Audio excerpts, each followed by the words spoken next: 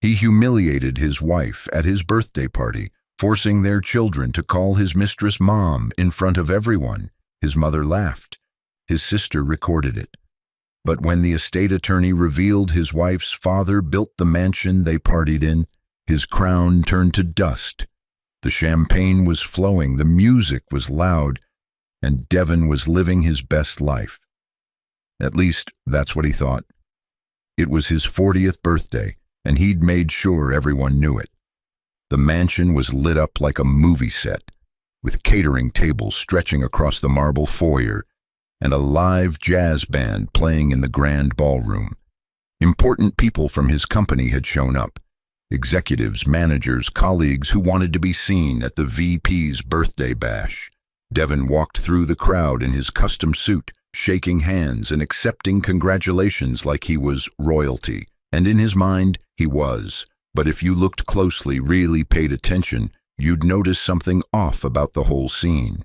You'd see a woman in the background, moving quietly through the kitchen, checking on the caterers, making sure the flowers were arranged just right, ensuring every detail was perfect. That woman was Simone, Devon's wife.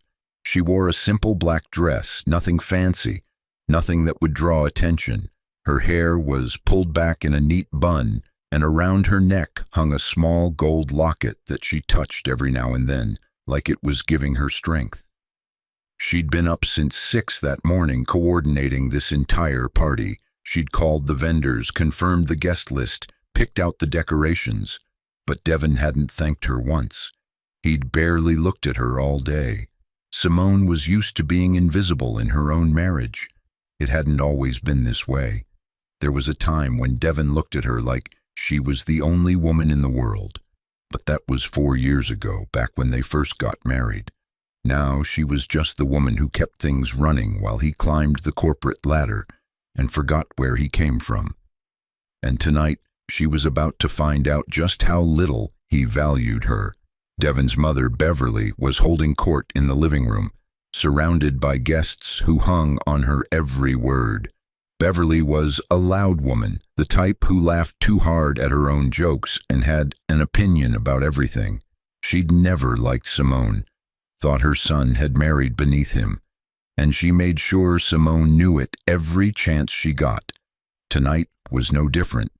Beverly spotted Simone near the kitchen door and called out loud enough for half the room to hear. "Simone, honey, make sure you check on those shrimp platters. We can't have the guests going hungry now, can we?" Beverly's smile was sweet, but her eyes were cold. A few guests glanced over, some looking uncomfortable, others pretending they didn't hear. Simone nodded quietly and disappeared back into the kitchen. She was good at disappearing. It was a skill she'd learned over the past few years. Devon's sister, Rochelle, was in the corner of the room, phone in hand, live streaming the party to her followers. Rochelle was younger than Devon by 5 years, and she'd built a small following on social media by posting about her life, her outfits, her brother's success. She loved being associated with Devon's rise in the corporate world.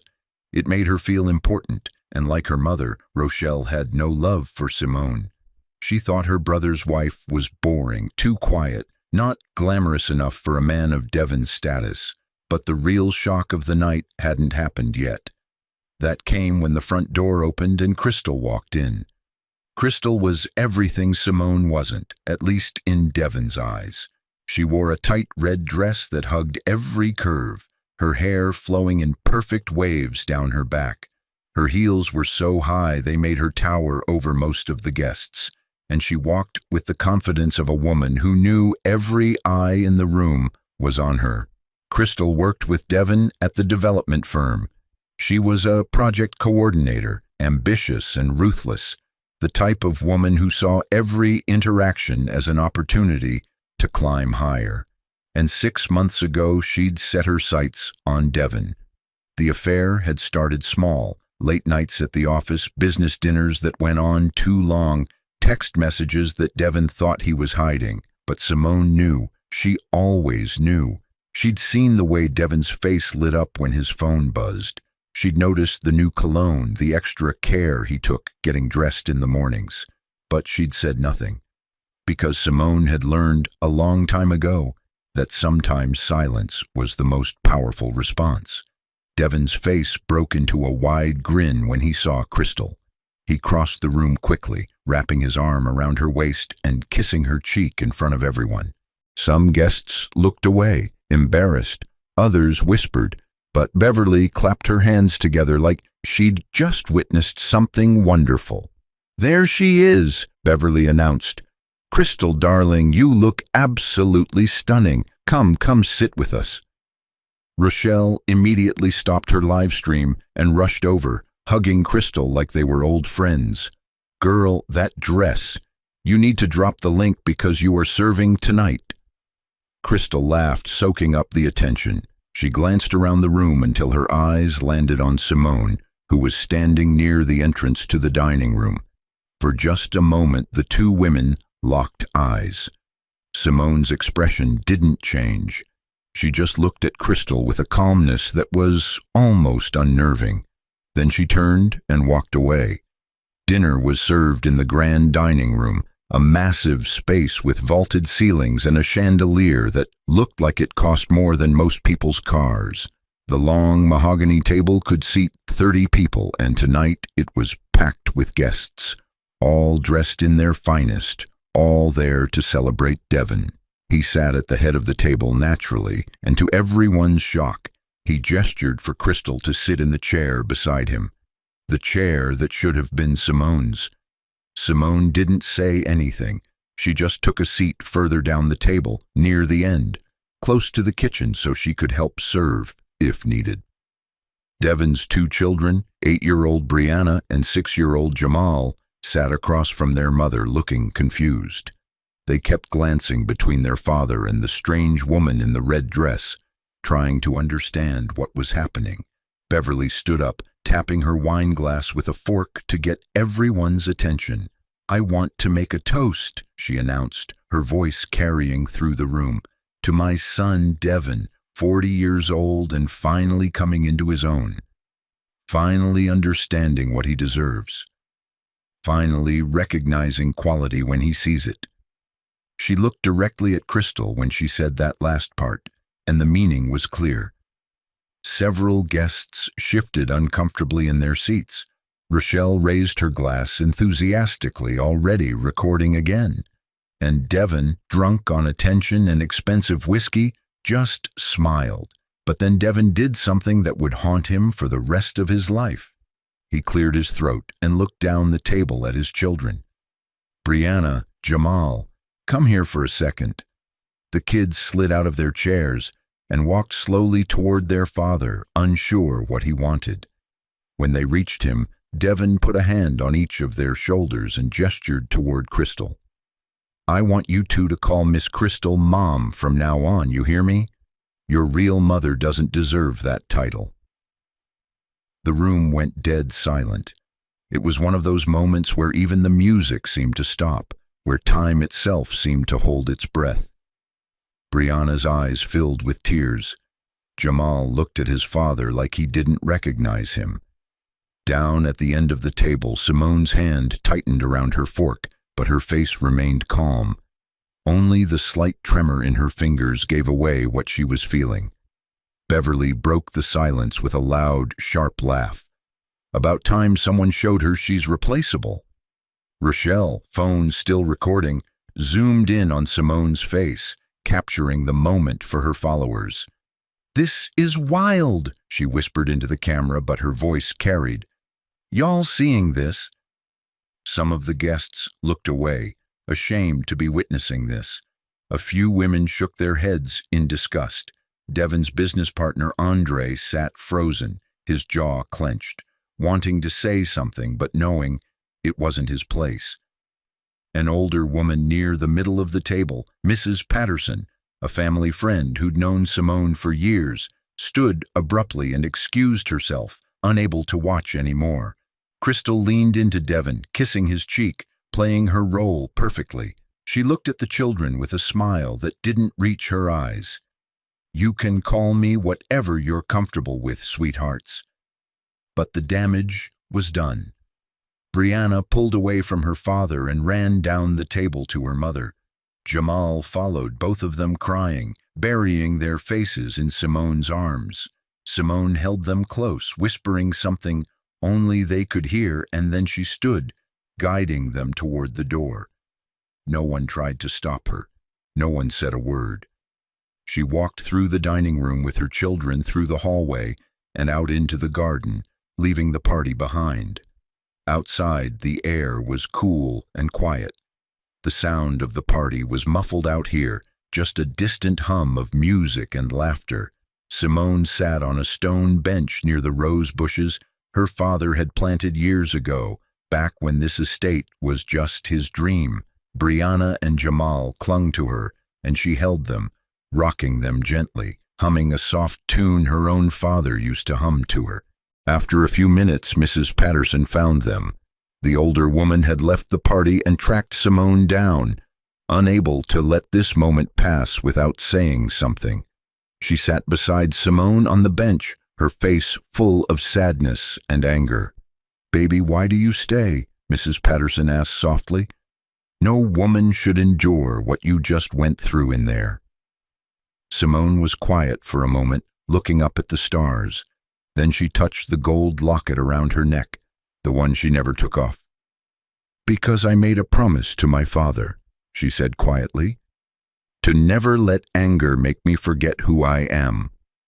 Mrs. Patterson didn't understand, but she nodded anyway. She squeezed Simone's hand and went back inside, leaving her alone with her thoughts and her children.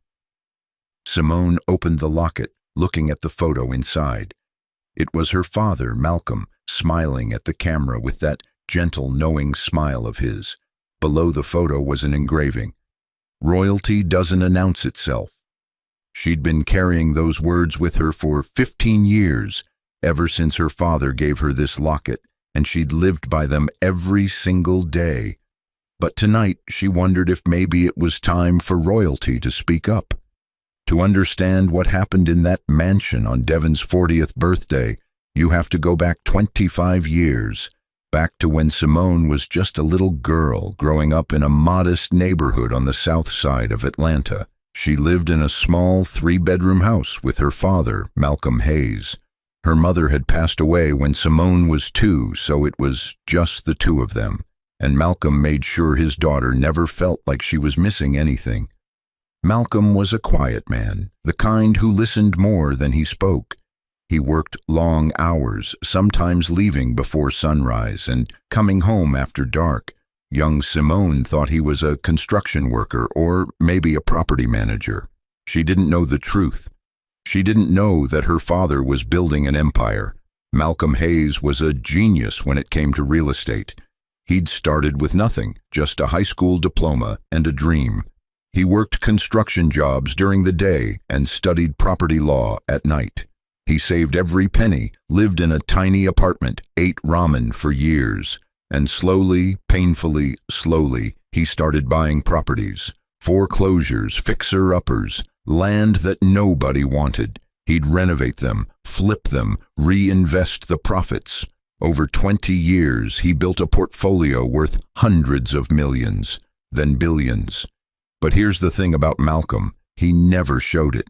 He kept his wealth hidden, operated through shell companies, reinvested everything. He didn't drive fancy cars or wear expensive clothes. He didn't brag or show off. He wanted to protect his daughter from gold diggers, from fake friends, from people who would love her for what she had instead of who she was. So he raised Simone in simplicity. She went to public school, wore regular clothes, had normal friends. She helped her father in the garden on weekends, learned to cook, did her homework at the kitchen table. Malcolm taught her about character, about kindness, about treating people with respect regardless of what they had. He taught her that true wealth wasn't in your bank account, it was in your heart. On Simone's 10th birthday, Malcolm gave her the gold locket. She remembered that day so clearly. They'd had a small party, just the two of them and a few neighbors. After everyone left, Malcolm sat her down and placed the locket in her small hands. "This is special," he told her. his voice serious. "Inside is my picture and a message. I want you to wear this every day, baby girl, and one day when you're older, you'll understand what it means." Young Simone opened the locket and read the engraving. "Royalty doesn't announce itself." "What does that mean, Daddy?" she'd asked. Malcolm smiled and tapped her chest, right over her heart. "It means you don't have to tell people you're special. You just are. And the right people will see it without you saying a word." Simone wore that locket every single day from that moment on. Through middle school, through high school, through college, it became a part of her, a reminder of who she was and where she came from. Malcolm passed away suddenly when Simone was 20 years old. She was in her junior year at Spelman College, studying education because she wanted to be a teacher. She got the call early one morning. Her father had suffered a massive heart attack at one of his properties. By the time she got to the hospital, he was gone. The funeral was small, just like Malcolm would have wanted. But Simone noticed something strange. There were men in expensive suits there, people she'd never seen before, business associates, lawyers, investors. After the service, one of them approached her. His name was Robert Harrison, and he introduced himself as her father's attorney. "Miss Hayes, we need to talk," he said gently. "Your father left some things for you." Simone followed him to a quiet room in the funeral home, confused and heartbroken. Mr. Harrison opened a briefcase and pulled out a stack of documents. And then he told her everything. Her father wasn't just a construction worker. He was Malcolm Hayes, one of the wealthiest real estate developers in the Southeast. He owned properties in 3 states, apartment complexes, commercial buildings, shopping centers, land. The estate was currently valued at $2.3 billion. And all of it, every single penny, belonged to Simone. She couldn't breathe. She couldn't process it. $2.3 billion. Her father, the man who wore the same work boots for 5 years, the man who clipped coupons and fixed his own car, was a billionaire. Mr. Harrison explained everything, the shell companies, the reinvestments, the strategy. Malcolm had built his empire in silence specifically so Simone could grow up normal, and his will was very specific. Simone wasn't to know about the wealth until after his death, and even then, she was encouraged to live simply until she found herself. The money was her safety net, not her identity. The estate mansion, the one where Devon would one day throw his 40th birthday party, was one of Malcolm's properties. He'd built it himself, overseeing every detail, planning for it to be his retirement home. But he never got to enjoy it. Mr. Harrison became Simone's trustee, managing the properties and investments while she finished school, and Simone made a decision that would shape the rest of her life. She decided to honor her father's wish. She wouldn't tell anyone about the money. She'd live simply, work hard, and let people love her for who she was, not what she had. That decision is what led her to Devon 5 years later. She met him at a community fundraiser in Atlanta. Devon was a mid-level manager at a development firm, ambitious and charming. He had this smile that lit up a room, this confidence that made you want to be around him. Simone was volunteering at the event, helping to organize donations for a local youth center. Devon approached her, started talking, made her laugh. And for the first time since her father's death, Simone felt something close to happiness. They dated for 6 months. Devon was attentive, thoughtful, everything she thought she wanted. He opened doors for her, called when he said he would, talked about building a future together. Simone fell in love, and when he proposed, she said yes, without hesitation. But she never told him about the money. She wanted him to love her for herself. And besides, her father's words echoed in her mind. Royalty doesn't announce itself. When they got married, Simone approached Mr. Harrison with a request. She wanted to live in her father's estate mansion. Mr. Harrison was hesitant, but Simone insisted. She told Devon it was a rental, a lucky deal through a friend of a friend. Devon didn't ask many questions. He was just happy to be living in a mansion, impressing his colleagues, climbing the social ladder.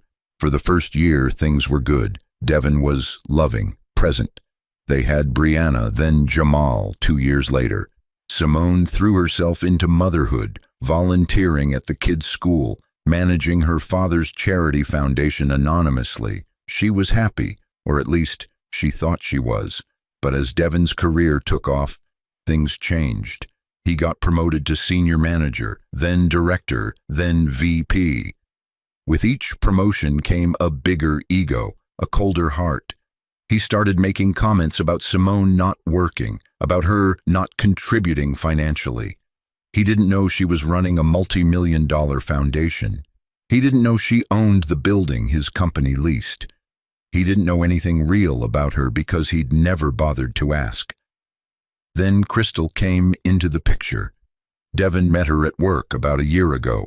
She was everything he thought represented success. Designer clothes, luxury lifestyle, the kind of woman who posted her life on social media for validation. They started having lunch together, then drinks after work, then late-night business meetings that Simone knew had nothing to do with business. Beverly and Rochelle only made it worse. They'd never thought Simone was good enough for Devon, and now they had ammunition. They whispered in his ear, told him he deserved better, encouraged the affair. Beverly actually introduced Crystal to the family before Devon officially left Simone. She threw a dinner party and invited Crystal, seating her in Simone's spot at the table. Rochelle started posting photos on social media, calling Crystal the one who got away and tagging her brother. The disrespect was public, intentional, cruel. Devon stopped hiding the affair 6 months before his birthday. He brought Crystal to the house openly, let her rearrange furniture, treated her like she belonged there. Simone watched it all in silence, holding on to her father's words, trying to stay calm for the children. 2 weeks before the birthday party, Devon finally said it out loud. "I want a divorce. You can leave with nothing." They were standing in the kitchen, the same kitchen where Simone had cooked thousands of meals for him, where she'd held their babies, where she'd built a life.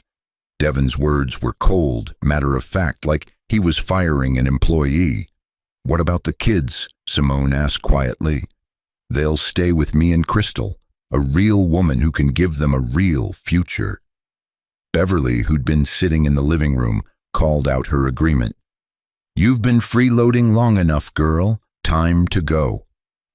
That night, after Devon went to bed and the kids were asleep, Simone sat alone in the dark. She opened her locket, stared at her father's face, remembered everything he'd taught her, and then she picked up her phone and called Mr. Harrison. "I think it's time," she said simply. Mr. Harrison understood immediately. "Are you sure?" "I'm sure. I'll prepare the documents." And that's how we end up back at the birthday party, back to the moment when everything Devon thought he knew about his life was about to shatter into a million pieces. After Simone left the dining room with the children, the party continued. Devon was too drunk and too arrogant to let her absence bother him. He made another toast, danced with Crystal, posed for photos that Rochelle eagerly posted online. His guests tried to enjoy themselves, but there was an uncomfortable energy in the air, like everyone knew they'd just witnessed something terrible. Around 10 p.m., the music was at its peak. People were dancing, and Devon was in the middle of the ballroom, celebrating himself like a king. That's when the headlights appeared in the circular driveway. A black Mercedes pulled up to the front entrance. The driver stepped out first, opening the back door, and out stepped Mr. Robert Harrison, dressed in an immaculate charcoal suit, carrying a leather briefcase. He was followed by 2 other attorneys, equally well-dressed, equally serious. One of the guests spotted them through the window. "Devon, man, who invited lawyers to your party?" Devon turned, squinting toward the entrance. He was confused, annoyed. This was his night. Who the hell were these people? Mr. Harrison walked straight through the mansion like he owned it, because technically, his client did. He moved past the confused guests, past the catering tables, past Beverly and Rochelle, heading directly toward the garden. He found Simone exactly where he expected to, sitting on the stone bench, her children asleep beside her, her hand on that gold locket. "It's time," Mr. Harrison said gently. Simone looked up at him, took a deep breath, and nodded. "Let's do this." She kissed her sleeping children's foreheads, asked Mrs. Patterson to watch them, and then she stood. When she walked back into that mansion with Mr. Harrison and his team, she was no longer the quiet, invisible wife. She was Malcolm Hayes's daughter, and everyone was about to find out what that meant. The music cut off abruptly when Mr. Harrison stepped into the ballroom. Someone had told the DJ to stop, sensing something important was happening. The sudden silence made everyone turn and look. Devin stood in the center of the room, Crystal attached to his arm, looking irritated. "Can I help you?" Devin asked, his words slurred from alcohol. Mr. Harrison's voice was calm, clear, and carried through the entire room. "Good evening, ladies and gentlemen. My name is Robert Harrison, Senior Estate Attorney for the Malcolm Hayes Trust." Devin frowned. "Malcolm Hayes? Who the hell is that? And what are you doing at my party?" Mr. Harrison gestured to Simone, who stood beside him, her face calm, but her eyes blazing with something that made people take a step back. "Malcolm Hayes was Simone's father," Mr. Harrison said, "and this estate, along with 47 other properties across 3 states, belongs to her." You could have heard a pin drop. Actually, you could have heard a feather land on carpet. The silence was that complete, that total. Devin's face went from confused to shocked to disbelieving in about 3 seconds. Beverly's mouth fell open. Rochelle's phone actually slipped from her hand and clattered on the marble floor. "What?" Devin finally managed. Mr. Harrison opened his briefcase with deliberate slowness, pulling out a stack of legal documents. He handed the top one to Devin. "This is the property deed for this estate. Malcolm Hayes built this mansion in 2012, valued currently at $38 million. Upon his death in 2015, it was transferred to his only daughter and heir, Simone Hayes." Devin's hands shook as he took the document, his eyes scanning the words but not really processing them. This had to be a mistake, some kind of joke, but the official seals, the signatures, the legal language, it was all real. Mr. Harrison wasn't done. "The company you work for, Devin, Hayes Development Group. Your boss, Mr. Wilson, leases the primary office building from the Hayes Trust. The building you've been going to every day for 5 years. Simone owns it, which technically makes her your landlord." Gasps rippled through the crowd. Crystal's grip on Devin's arm loosened. Andre stood in the corner, his mouth slightly open, trying to process what he was hearing. Beverly stumbled backward and sat down hard in a nearby chair. "This is insane," Rochelle finally said, finding her voice. "You're lying. All of you are lying." Mr. Harrison turned to her, his expression unchanged. "I have tax documents, trust papers, and Malcolm Hayes's last will and testament. Would you like to see them?" He spread more documents across the nearest table. Property deeds, bank statements, corporate filings. Each one bore Malcolm Hayes's signature. Each one listed Simone as the beneficiary. The evidence was overwhelming, undeniable. "Malcolm Hayes was a self-made billionaire," Mr. Harrison continued, addressing the room now. "He built his empire over 30 years, reinvesting every profit, acquiring properties across the Southeast. He kept his wealth private to protect his daughter from exactly what has happened here tonight.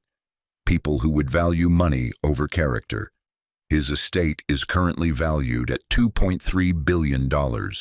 Simone Hayes is the sole heir to everything her father built.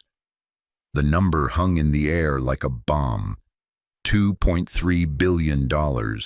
People started whispering, pulling out phones, some backing toward the door like they wanted to escape.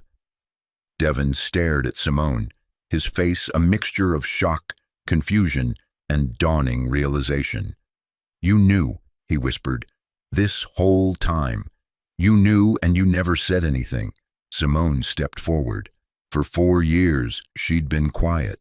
For 4 years, she'd let this man and his family disrespect her, belittle her, treat her like she was nothing. But she wasn't nothing. She was Malcolm Hayes's daughter, and it was time everyone remembered what that meant. "My father taught me that real royalty doesn't need to announce itself," Simone said, her voice steady and strong. "I wanted to be loved for who I am, not what I have. I thought if I stayed humble, if I stayed kind, if I served and sacrificed, you would see my value, but you didn't. You couldn't, because you were never looking at me. You were looking at what you thought I was, and you were wrong." She turned to face the entire room. These people who'd eaten her food, drank her wine, disrespected her in her own father's house. "This mansion you're standing in, every brick, every piece of furniture, every chandelier, my father built it with his own hands and his brilliant mind. He poured his heart into this place, dreaming of the family that would fill these halls. And you," she looked at Devon, "you turned it into a mockery. You brought your mistress into my father's home. You humiliated me in front of my children in the house my father built for us." Beverly tried to stand, tried to say something, but her legs gave out. Rochelle just stood frozen, her phone forgotten on the floor. Simone turned to Beverly. "You called me worthless. You laughed when your son told our children to call another woman mom. You've been living in my house, eating my food, disrespecting me at every opportunity, and you never once stopped to wonder why I stayed so quiet, why I never fought back." Then she looked at Rochelle. "You filmed my humiliation. You posted it online for your followers, turned my pain into your content. I hope the likes were worth it." Finally, she faced Crystal. The other woman had gone pale, all her confidence draining away. "And you thought you won something. You thought you took my husband, my life, my family. But you were just a temporary distraction in a game you didn't even know you were playing." Mr. Harrison stepped forward again, his voice cutting through the stunned silence. "I have some additional documents to deliver." He pulled out a large manila envelope and handed it to Devon. "This is a 30-day eviction notice, the verbal lease agreement that Simone provided to you, out of love and trust, has been terminated due to breach of contract and severe emotional damages. You have 30 days to vacate this property." Devon's knees nearly buckled. "You can't do this." "She owns the property outright," Mr. Harrison said simply. "She absolutely can." He turned to Beverly and handed her another envelope. "Mrs. Johnson, the townhouse you've been living in for the past 3 years, rent-free, is also owned by the Hayes Trust. You also have 30 days to vacate." Beverly couldn't even speak. She just clutched the envelope, tears streaming down her face. Mr. Harrison looked around the room at all the shocked faces, all the people who'd celebrated Devon's cruelty just an hour ago. "I suggest everyone leave now. This party is over." People started moving immediately, grabbing their coats, their purses, rushing toward the exits. No one wanted to be there when this situation got worse. Andre stopped briefly near Simone, his face full of respect and something like relief. "Good for you," he said quietly, then left. Within 10 minutes, the mansion was nearly empty. Just Devon, Beverly, Rochelle, Crystal, Simone, and the attorneys remained. That's when Brianna and Jamal appeared at the top of the stairs. They'd woken up, heard the commotion, and come inside. When they saw their mother standing tall, saw their father looking defeated, they didn't hesitate. They ran down the stairs and straight to Simone, wrapping their arms around her waist. "Mommy," Brianna said, her voice breaking, "we only want you." Jamal looked at his father with eyes too old for a 6-year-old. "You hurt Mommy. You made us call someone else Mom. That was mean." Devin reached for them, his face crumbling. "Kids, wait. I can explain." But Jamal pulled away. "No, we want Mommy." And in that moment, watching his children choose his wife over him, watching everything he thought he had disappear like smoke, Devin finally understood what he'd lost. Not the mansion, not the lifestyle, not even the respect. He'd lost his family, and he'd done it to himself. The next morning, Devin showed up to work like it was any other day. He'd spent the night in a hotel, replaying the previous evening over and over, still trying to make sense of it. He walked into the Hayes Development Group building, a building he now knew his wife owned, and headed straight for his office. But before he could get there, Mr. Wilson's assistant intercepted him. "Mr. Wilson needs to see you immediately." Devin's stomach dropped. He followed her to the executive office, where Mr. Wilson sat behind his desk, looking grim. "Sit down, Devin." Devin sat. "I received a call this morning," Mr. Wilson said slowly, "from the Hayes Trust. Apparently they own this building, and apparently you've been mistreating the owner's daughter." Devin tried to speak, but Wilson held up a hand. "I don't want to hear it. The trust has made it very clear. Either you go or they terminate our lease and we lose this location. So you're fired, effective immediately. Pack your desk and get out." Devin stumbled out of the office in a daze. His colleagues watched as he packed his things into a box, some looking sympathetic, others looking satisfied. Word had already spread about what happened at the party. Rochelle's live streams and posts had ensured that. By noon, Devin was trending on social media, and not in a good way. Crystal stopped answering his calls that same day. When he finally tracked her down at a restaurant 3 days later, she was sitting with another man, someone older, richer, more powerful. She saw Devin standing there and smiled, a cold, dismissive smile. Then she turned back to her date and laughed at something he said, completely ignoring Devin. He understood then what Simone had tried to tell him. Crystal had never loved him. She'd loved what she thought he represented, and now that he represented nothing, she had no use for him. Beverly and Rochelle were evicted exactly 30 days later. They tried everything, apologizing, begging, showing up at the mansion gate. But Simone didn't respond. She'd moved on. Beverly ended up moving in with a distant cousin in Birmingham. Her pride shattered. Rochelle's social media following turned on her after the party footage went viral. Brands dropped her sponsorships. Comments flooded her posts. "You mocked a billionaire heiress and thought you did something?"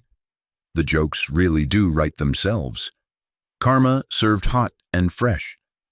Devin lost everything in a matter of weeks. His job, his reputation, his family. He ended up in a small apartment on the edge of town, barely able to afford rent. His lawyer told him the divorce was proceeding, and given his behavior, Simone would almost certainly get full custody of the children. "What about visitation?" Devin asked desperately. "She's offering supervised visits once a month. Given what you did at that party, you're lucky to get that." One night, about 3 months after the party, Devin drove past the estate. He couldn't help himself. He had to see it one more time. The gates were closed, but through the bars, he could see lights on in the house. Could see Brianna and Jamal playing in the yard, their laughter carrying on the evening air. They looked happy, happier than they'd ever looked when he was around. Simone appeared on the front porch, calling the kids in for dinner. She was wearing jeans and a simple sweater, her hair down, that gold locket glinting at her throat. She looked peaceful, free, like a weight had been lifted off her shoulders. Devin wanted to get out of the car, to call out to her, to apologize for everything, but he couldn't move. He just sat there, outside the gates of what used to be his life, watching the family he'd destroyed be happy without him. Inside the estate, Simone's life was transforming. She'd stopped hiding. She came forward publicly as Malcolm Hayes's daughter, not for ego or attention, but to honor her father's legacy. She established the Malcolm Hayes Foundation officially, with her face and name attached. The foundation focused on helping single parents, funding education, building community centers. She poured her father's billions into making the world better, exactly like he would have wanted. She renovated the estate, making it truly hers, but she kept her father's study exactly as he'd left it. The old desk, the photos on the wall, the books on the shelves. On that desk, she placed the gold locket, open so his photo was always visible. Brianna and Jamal thrived. They went to therapy to process the divorce, the party, all of it. Slowly, they healed. They understood that their father had made terrible choices, but they still loved him. They just didn't need him anymore. Their mother was enough. 3 months after everything fell apart, Devin showed up at the estate gate one afternoon. Security called Simone, asking if she wanted to see him. She thought about it for a long moment, then walked down the driveway. She stood on one side of the iron gates. He stood on the other, like they were in 2 different worlds now, which, in a way, they were. "I'm sorry," Devin said, and his voice broke. "I was a fool. I didn't see what I had. I was so focused on climbing, on achieving, on impressing people who don't matter. I lost sight of what was real." "Simone, I'm so sorry." Simone looked at him for a long moment, her face calm. "You didn't see me because you never really looked, Devin. You saw what you wanted to see. Someone quiet, someone easy to control, someone who wouldn't challenge you. That wasn't love. That was convenience." "Can I see the kids?" he asked desperately. "Once a month, supervised visits. My lawyer will send you the schedule. But you don't get to hurt them again, or me." "I understand." He paused, looking up at the mansion behind her. "I really messed up, didn't I?" "Yeah," Simone said simply. "You did." And then she turned and walked back up the driveway, back to her children, back to her life. Devin watched her go, knowing he'd lost something he'd never get back. He'd lost a queen. 6 months after the divorce was finalized, Simone stood on the balcony of the estate at sunset. Below her, Brianna and Jamal played in the garden, their laughter filling the air. The landscaper had just finished planting new roses where Malcolm's old ones had been. The whole property felt renewed, alive, like it was breathing again after years of being suffocated. Simone touched the spot where her locket used to hang. She'd placed it in her father's study, but she didn't need to wear it anymore to remember his words. They were part of her now, woven into her bones. She thought about everything that had happened, the betrayal, the pain, the public humiliation, but she also thought about the freedom that came after, the peace of no longer hiding, the joy of being fully herself, unapologetically. She'd learned something her father had tried to teach her all along. That true power doesn't come from announcing yourself. It comes from knowing yourself. Devin had spent years trying to make her feel small, but he'd only been able to do that because she'd let him. The moment she remembered who she was, Malcolm Hayes's daughter, a woman of strength and grace, everything shifted. The estate sign at the front gate had been changed. It no longer read, "The Hayes Residence." Now it said, "Malcolm Hayes Memorial Estate." Her father's name, his legacy, visible for everyone to see. Simone smiled, watching her children play, watching the sun set over the land her father had built with his own hands. She'd honored his memory not by announcing her wealth, but by living with the character he'd instilled in her. And in the end, that character had saved her. This story teaches us something powerful. Never underestimate the quiet ones.